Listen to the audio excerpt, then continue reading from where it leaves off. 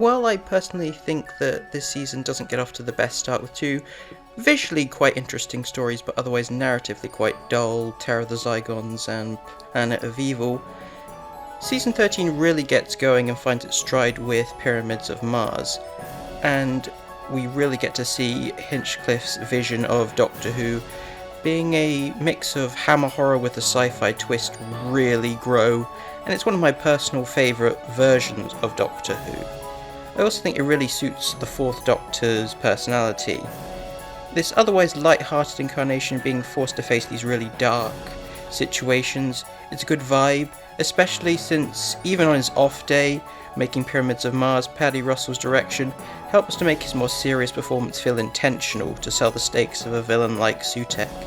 In fact, one of this season's biggest strengths is having iconic villains, not only Sutekh but also Morbius, Harrison Chase, and you know what, even the Zygons and the Antimatter Monster are pretty good.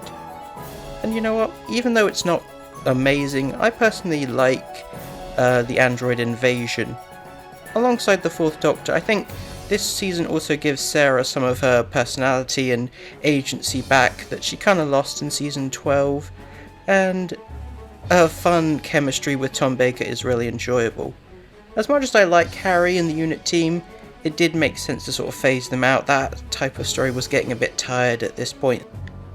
Now, I don't think this season is particularly perfect. As I said, I think the first two stories aren't that strong, and it can get a little formulaic at points, having certain tropes which are fine on their own but a little overused at points, such as relying too much on previous pieces of literature for the plots, a bit too much running around countryside manor houses, and having two body snatcher plots which are very similar.